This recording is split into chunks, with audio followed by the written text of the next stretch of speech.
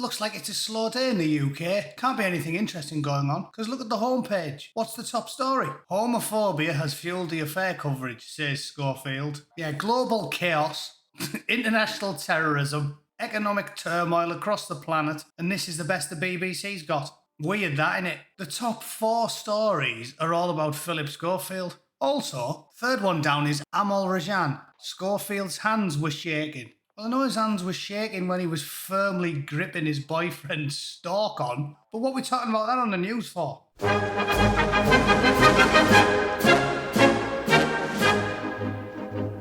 Right, I know it's scraping the bottom of the barrel, but I'm working with what I've got. The BBC's not doing any real news. So let's talk about this filthy devil once again, shall we? First things first, let's watch this hilarious video of yet another deeply immoral TV twat feeling sorry for themselves on national television. Look at this. Hammond breaks down on This Morning over Schofield. Oh, I'm just finding it really painful because obviously, you know, I love Dermot O'Leary's face there. You can just tell he wants to be anywhere else. Look at his face. I didn't look that embarrassed when my nana caught me wanking. loved Phillip Schofield, and it's weird because I still love Phillip Schofield. However, what he's done is wrong. He's admitted it, he's said sorry. But as a family, we're all really struggling to process everything. And I'd never know what to say, but I remember what my mum said. My mum always said, you know, use your Bible as your sat-nav in life, Al. And in the Bible it says... something, bumming is good. Doesn't it? Isn't that what it says in the Bible? I'm pretty sure. I've read the Bible. I don't think there was anything positive about bumming in the Bible. He without sin cast the first stone. And I just don't want to say anything bad because obviously I'm in conflict. Of course. It's cringe. It's cringe. You self-serving snakes are about as moral as Jeffrey Dahmer when he's having a bad day. They are the most contemptible people on earth, and a lot of people have said to me, Bootneck, what you're so cynical for? You're a cynic. Well, when you're dealing with people in that industry, it makes sense to be cynical because the whole reason they want to do it is because it allows them to slither around the corridors of ITV or Broadcasting House, an even bigger nest of vipers, and abuse and thieve and lie and cheat and steal. You know, do you think priests opted for the priesthood because it would allow them to do good deeds? Or do you think a lot of them did it because it allowed them unfettered access to a hardback copy of 101 Choir Boy arseholes?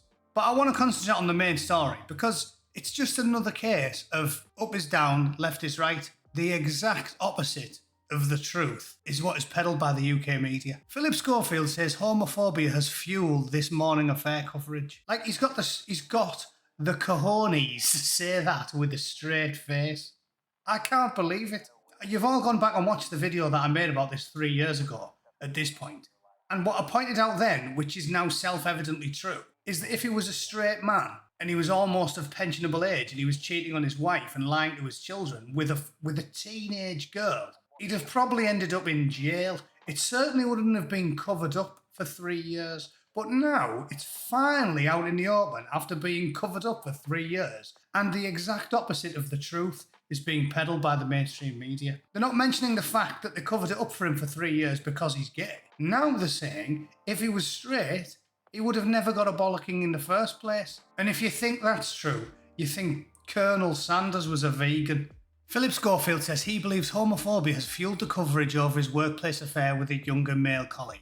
And Phillip Schofield is about as trustworthy as a Chinese Rolex, as a steak at the Chinese wet market. You think you're eating grass-fed organic beef. You're not. You're eating a badger. In an interview with BBC News, he apologised for his error while saying his career was over and he's lost everything. Error? The language they use as well, error. It's an error when you don't put a decimal point in your maths equation. It's not an error when you do things that are contemptible, disgraceful and despicable. Grooming children is not an error. You don't say, whoops-a-daisy, I accidentally put a teenager's balls in my mouth. It doesn't happen accidentally. It happens on purpose. You've got to put quite a lot of effort in to navigate his teabag into your gaping maw, haven't you?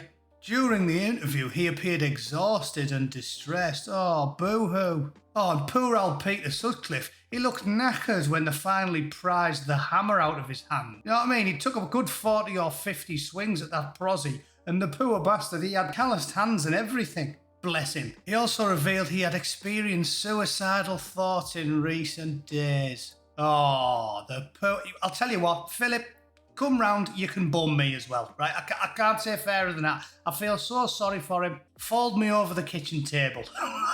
I'm willing to take one for the team. My heart bleeds for him. He pushed back, saying the scrutiny was greater because the relationship was between two men. The exact opposite of the truth. The exact opposite of the truth. 3 years covering it up, lying, cheating. Everybody in the media, all the celebrities, every one of them was Elbit. And I told Blue Van Man this. Everyone's saying, oh, now Holly's speaking out, Eamon's speaking out. They're all snakes. As far as I'm concerned, until I hear otherwise. Eamon Holmes had the runner in a headlock. Holly used a pair of garden shears to cut the kids' clothes off.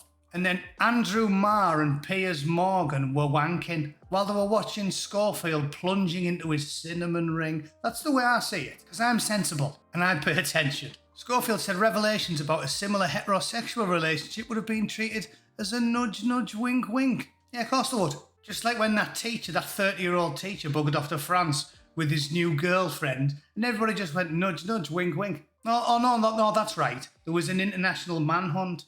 Because it's creepy when older men shag teenage girls. I mean, the French didn't care, because they're French. Your average Frenchman would shag a hole in a tree, but anybody who's remotely civilised had a problem with it. People do find each other attractive in different age groups. I mean, it does happen, but it's just so massive because of homophobia. Yeah, nobody has a problem with geriatrics, horsing one into little girls, do they?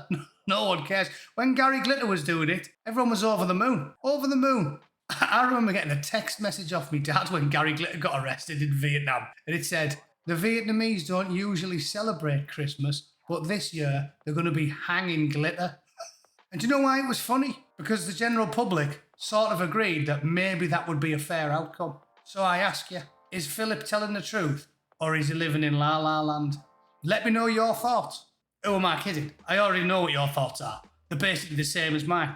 Because unless you're a lovey darling theatre twat inhabiting an alternative reality, or a Guardian reader or a BBC journalist, but they're all basically the same lot. You know what I know. He's immoral. The industry is full of the absolute degenerate scum of the earth, and the only people with a moral compass in the industry aren't in it. They might have thought about trying it one day, and then they thought, you know what? I'd rather clean toilets for a living. I'd feel less dirty. But let me know what your thoughts are. I will leave the link in the descriptions. Digest the story and let me know your thoughts. Because it seems to me like the BBC has completely lost the plot. Completely lost the plot. We should have knew when they started putting statues of nonces on the outside of the building. But as I've said for many years, as far as I'm concerned, that once great British institution was humbled decades ago. And at this point, I would be glad if the entire building got bulldozed during the 9 o'clock news and then we salted the earth and pretended the BBC never existed. Because it's embarrassing.